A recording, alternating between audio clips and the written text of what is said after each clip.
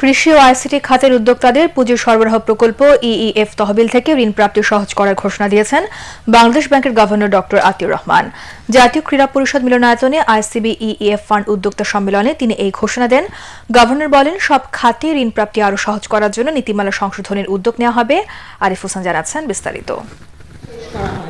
2000 সালের গোড়ার দিকে উদ্যোক্তা সমতা তহবিল বা ইকুইটি এন্টারপ্রেনার ফান্ড ইইএফ গঠন করা হয়। আমলাতান্ত্রিক জটিলতার কারণে এই তহবিল 2000 থেকে 2008 পর্যন্ত 9 বছরে 16টি প্রকল্পে বরাদ্দ দেওয়া হয়েছিল মাত্র 79 কোটি টাকা। সেখানে বর্তমান সরকারের আমলে কেবলমাত্র 2009-2010 অর্থ বছরে 415টি প্রকল্পে 660 কোটি টাকা বরাদ্দ দেওয়া হয়েছে।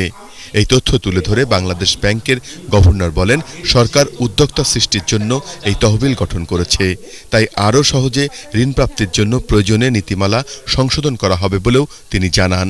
আপনাদের সমস্যা সমাধান করবার জন্য এরা সর্বোচ্চ চেষ্টা করবেন, অন্তত সেই নৈতিক চাপ আমি তাদের উপরে সব সময় রাখব। আমি আশা করছি যে ইএফ ফান্ডের একটা অংশ আমরা নারীদের জন্য আলাদা করে আমরা একটা কোটা হিসেবে রাখতে পারি কি না। ছোট 4-5 লাখ টাকা দিলাম বা 2 লাখ টাকা দিলাম, কিন্তু তারা আস্তে আস্তে উপরে উঠে আসবো এবং ইউনিভার্সিটি থেকে পাশ করে চাকরি না করে এরা উদ্যোক্তা হয়ে গেল। যাদের মধ্যে উদ্যোক্তা প্ল্যান আছে, এরকমও কিন্তু নতুন উদ্যোক্তা আমরা তৈরি করতে পারি। শুধু বিশেষ কয়েকটি খাত নয়, মুক্তিযোদ্ধা, মহিলা, নতুন উদ্যোক্তা সহ সকল উদ্যোক্তাদের ঋণ প্রাপ্তি নিশ্চিত করার ঘোষণা দেন গভর্নর।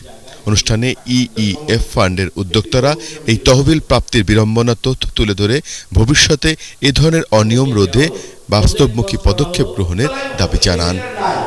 আরিফ হোসেন, এটিএন বাংলা, ঢাকা।